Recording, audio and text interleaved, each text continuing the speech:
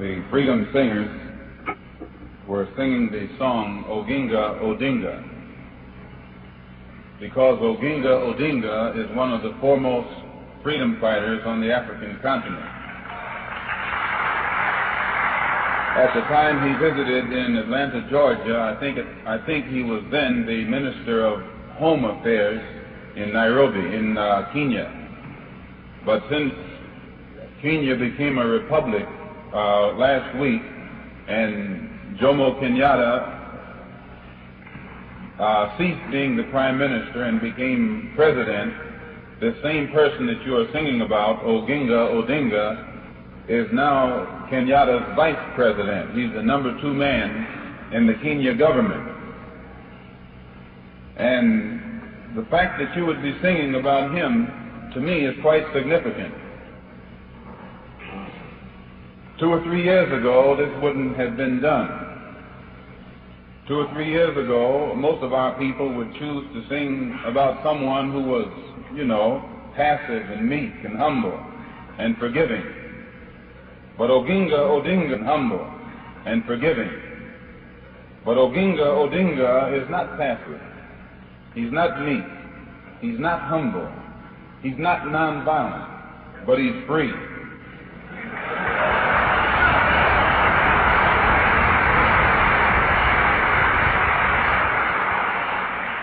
Oginga Odinga is Vice President under Jomo Kenyatta, and Jomo Kenyatta was considered to be the organizer of the Mau Mau.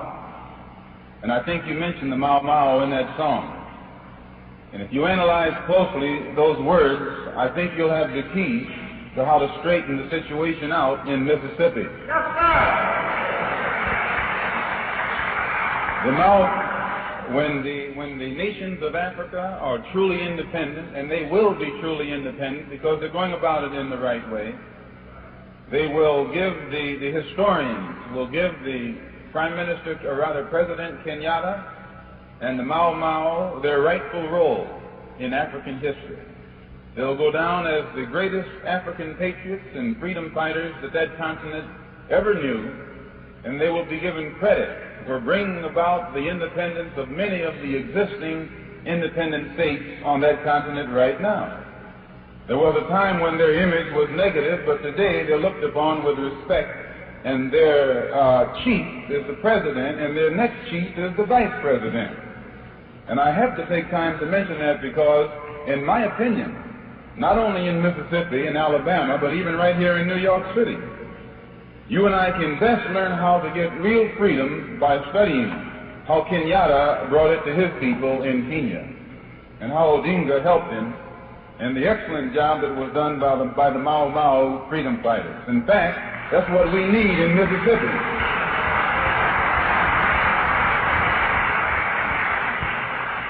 In Mississippi, we need a Mau Mau. In Alabama, we need a Mau Mau. In Georgia, we need a Mau Mau. Right here in Harlem, in New York City, we need a Mau Mau.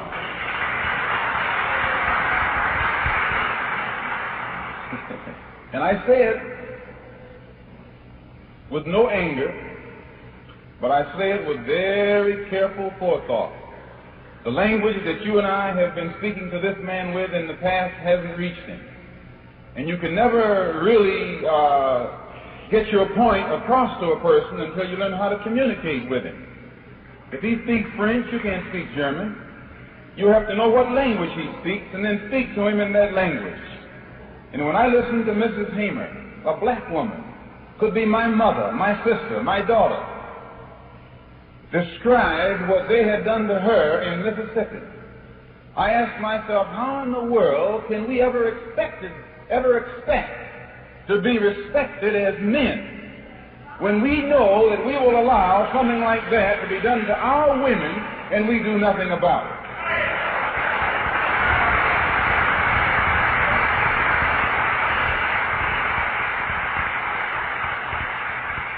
How can you and I be looked upon as men with black women being beaten and nothing being done about it?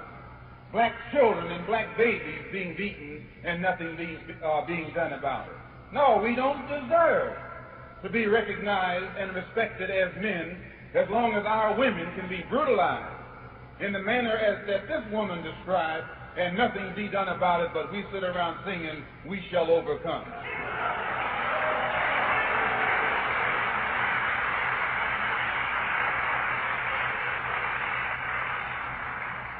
We need them now. If they don't want to deal with the Freedom Democratic Party, then we'll give them something else to deal with. If they don't want to deal with the Student Nonviolent Committee, then we have to give them an alternative. But never stick someone out there without an alternative. We waste our time. Give them this or give them that. Give them the choice between this or that. When I was in Africa, I noticed some of the Africans got their freedom faster than others. And some areas of the African continent became independent faster than other areas. And I noticed that in the areas where independence had been gotten, someone got angry. And in the areas where independence had not been achieved yet, no one was angry. They were sad. They'd sit around and talk about their plight, but they weren't mad. And usually when people are sad, they don't do anything. They just cry over their condition. But when they get angry, they bring about a change. When they get angry, they aren't interested in logic. They aren't interested in odds. They aren't interested in consequences. When they get angry, they realize that the condition that they're in, that they're suffering, is unjust, immoral, illegal, and that anything that they do to correct it or eliminate it, they're justified. And when you and I develop that type of anger and speak in that voice, then we'll get some kind of respect and recognition and some changes from these people who have been promising us falsely already for far too long. So you'll have to speak their language. The language that they were speaking to Mrs. Hamer was the language of brutality. Beasts they were, beating her. The two Negroes, they weren't at fault. They were just puppets. You don't blame the puppet, you blame the puppeteer. They were just carrying out someone else's orders. They were in someone else, under someone else's jurisdiction. They weren't at fault. In a way they were, but I still won't blame them. I put the blame on that man who gave the order. And when you and I begin to look at him and see the language he speaks, the language of a brute, the language of someone who has no sense of morality, who absolutely ignores law, you and I then learn how to speak his language and we can communicate. But we will never communicate talking one language and he's talking another language. He's talking the language of violence and you and I running around with this little chicken pecking type of language and think that he's going to understand.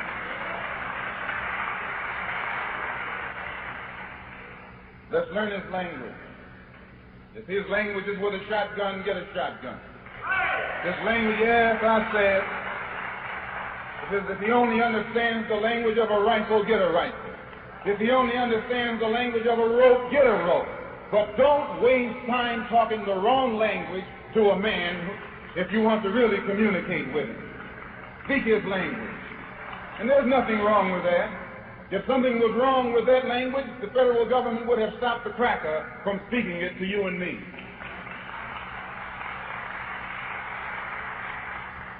I might say, secondly, some people wonder, well, what has Harlem got to do? What does Mississippi have to do with Harlem?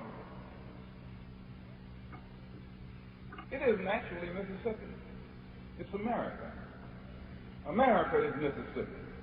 There's no such thing as a Mason-Dixon line. It's America. There's no such thing as the South. It's America. If one room in your house is dirty, you got a dirty house. If the closet is dirty, you got a dirty house. Don't say that that room is dirty, but the rest of my house is clean. You're over the whole house. You have authority over the whole house. The entire house is under your jurisdiction. And the mistake that you and I make is letting these northern crackers shift the weight to the southern crackers.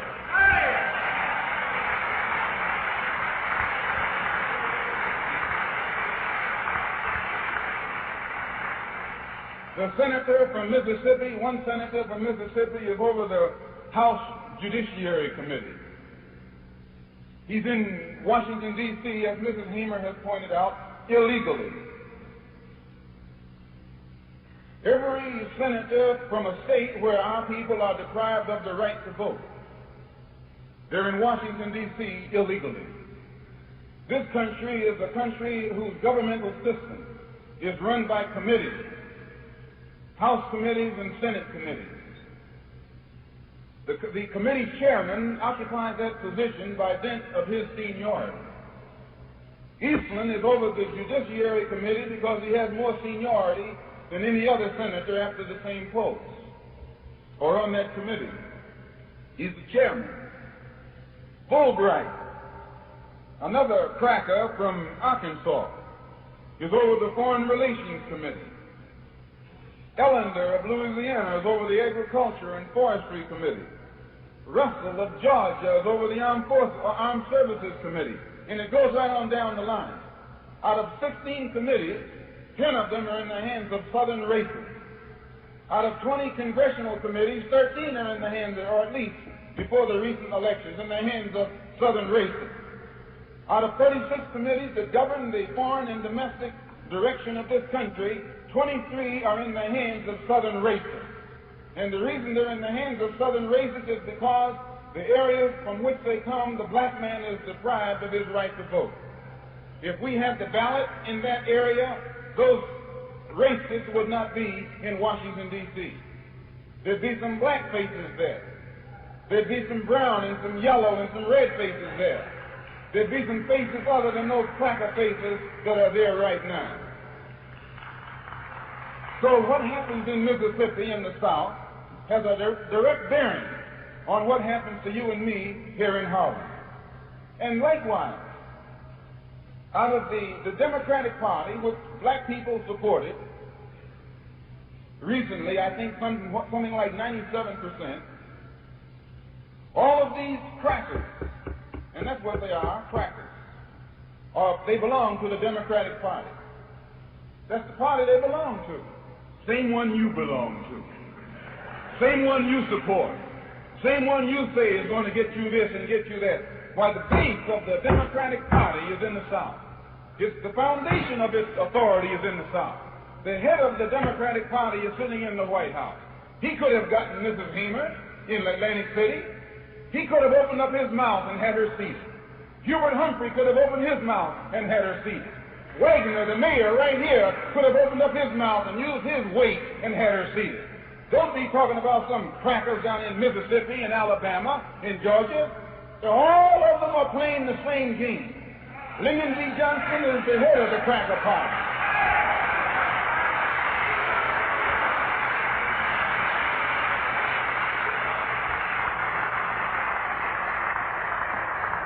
Now, I don't want to be stepping on toes or saying things that you didn't think I was going to say. But don't ever call me up here to talk about Mississippi. It's controlled right up here from the north. Mississippi is controlled from the north. Alabama is controlled from the north. These northern crackers are in cahoots with the southern crackers. Only these northern crackers smile in your face and show you their teeth. And they stick the knife in your back when you turn around. You at least know what that man down there is doing, and you know how to deal with him. So all I say is this. This is all I say. That when you start talking about one, talk about the other. When you start worrying about the part or the piece, worry about the whole. And if this piece is no good, the entire pie is no good, because it all comes out of the same plate and it's made up out of the same ingredients. Wagner is a Democrat. He belongs to the same party as Eastman. Johnson is a Democrat. He belongs to the same party as Eastman. Now, Wagner was in Atlantic City. Ray Jones was in Atlantic City. Lyndon B. Johnson was in Atlantic City. Hubert Humphrey was in Atlantic City. The crackers that you voted for were in Atlantic City. What did they do for you when you wanted to sit down? They were quiet. They were silent. They said, don't rock the boat. You might get Goldwater elected.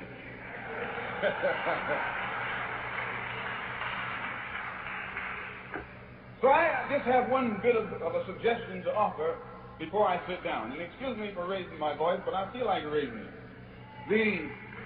I have this bit of suggestion. Find out what Wagner is going to do. So I just have one bit of a suggestion to offer before I sit down. And excuse me for raising my voice, but I feel like raising it. I have this bit of suggestion. Find out what Wagner is going to do in behalf of this resolution that you're trying to get through before January the 4th. Find out in advance where does he stand on these Mississippi congressmen who are illegally coming up from the South to represent Democrats. Find out where the mayor of this city stands and make him come on record without dilly-dallying and without compromise. Find out where his friends stand on seating the Mississippians who are coming forth illegally. Find out where Ray Jones, who is one of the most powerful black Democrats in this city, find out where he stands before January the 4th. You can't talk about Rockefeller because he's a Republican, although he's in the same boat right along with the rest of them. So I say in my conclusion,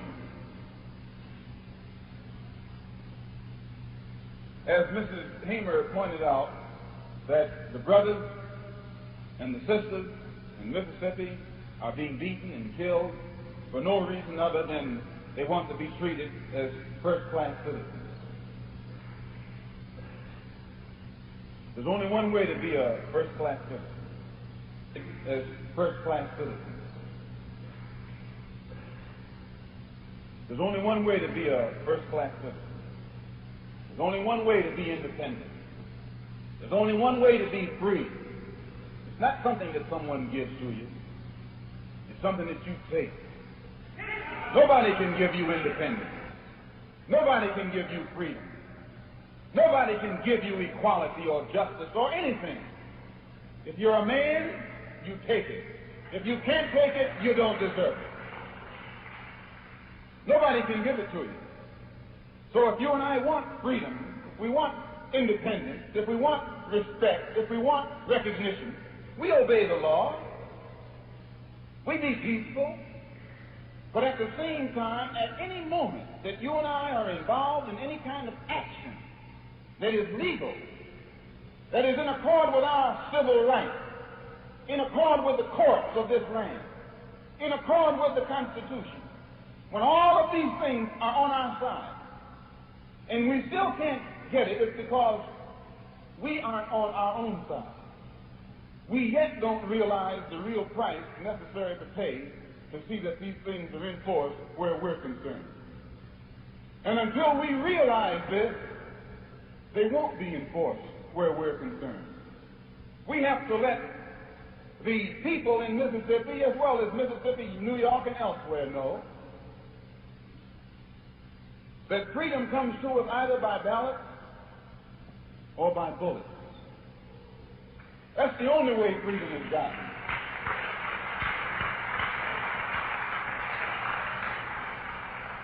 Freedom is gotten by ballots or bullets.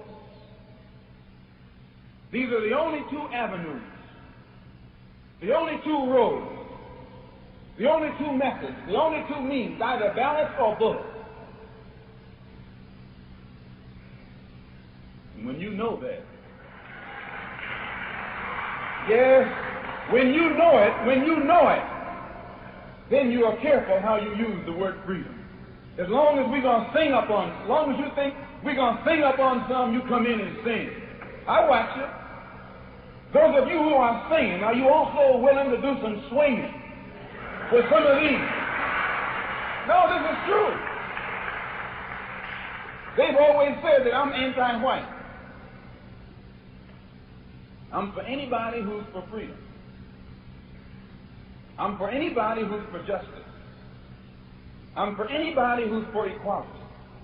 I'm not for anybody who tells me to sit around and wait for mine. I'm not for anybody who tells me to turn the other cheek when a cracker is busting up my jaw. I'm not for anybody I'm not for anybody who tells black people to be nonviolent while nobody is telling white people to be nonviolent.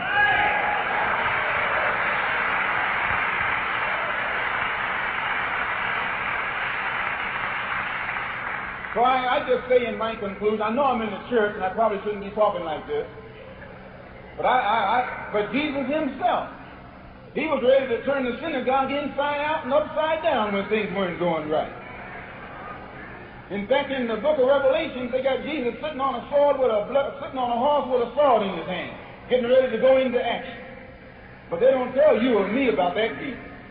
They only tell you and me about that peaceful Jesus. They never let you get down to the end of the book. They keep you up there where everything is, non-violent. No, go read the whole book. And when you get in Revelation, you find that even Jesus' patience ran out. And when his patience ran out, he got the whole situation straightened out. He picked up the sword.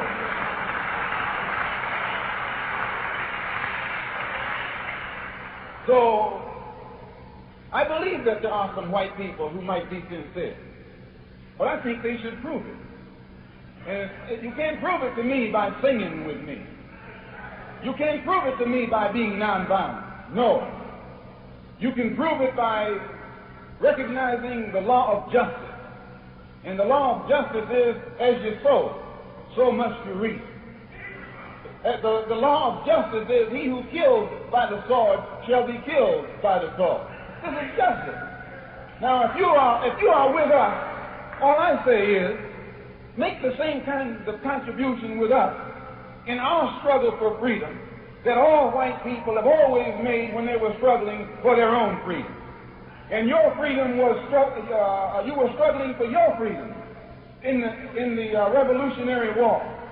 When your own Patrick Henry said liberty or death, and George Washington got the cannons out, and all the rest of them that you taught me to worship as my heroes, they were fighters, they were warriors. But now when the time comes for our freedom, you want to reach back in the bag and grab somebody who's nonviolent and peaceful and forgiving and long-suffering. I don't go for that. No.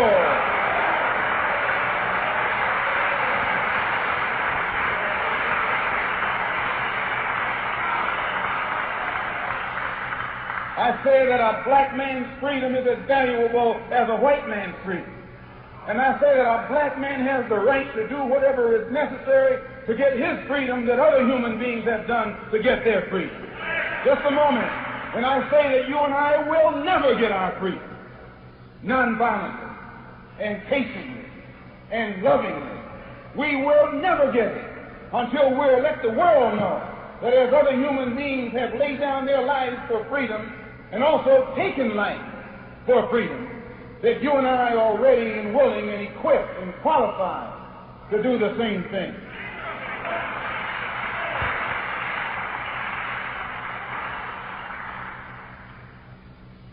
It's a shame that Mrs. Hamer came out here this afternoon where there are so few people. It's a shame. All of our people in Harlem should have heard her describe what they did to her down there. Because I think the people in Harlem are more capable of evening the score than people are anywhere else in this country. People in Harlem, yes they are. And they need to hear her story. They need to know more about firsthand what's happening down there, especially to our women. And then they need some lessons in tactics and strategy on how to get even. And I, for one, will make the first contribution to any fund that's raised for the purpose of evening the score. I, for one, will make the first contribution. Whenever someone commits murder, what do? You put a reward, wanted, dead or alive, for the murderer. Yes, learn how to do it. Here we've had 3 people murdered. No reward has been put on the head of the murderer, and don't put it on just a reward, dead or alive. Dead or alive. And let that plan know that we can do it tit for tat. Tit for tat. What's good for the goose is good for the gander. If you all don't want to do it, we'll do it. We'll do it. We have brothers who are equipped and who are qualified and who are willing So as Jesus said, little children, go thee where I send thee, we have brothers who can do that, and who will do that, and who are ready to do that. And I say that if the government of the United States cannot bring to justice people who murder Negroes, or people who murder those who are at the forefront, fighting in behalf of Negroes, then it's time for you and me to retire quietly to our closet and devise means and methods of seeing that justice is executed against murderers where justice has not been forthcoming in the past. I say in my conclusion that if you and I here in Harlem, who form the habit oftentimes of fighting each other, who sneak around trying to wait for an opportunity to throw some acid or some lies on each other, or sprinkle dust on each other's doorstep. If you and I were really and truly for the freedom of our people, all of the energy that we waste thinking of how to do harm for each other, since you have that engine, you know how to do it, let me know. I'll give you some money and show you where to go, and show you who to do it to.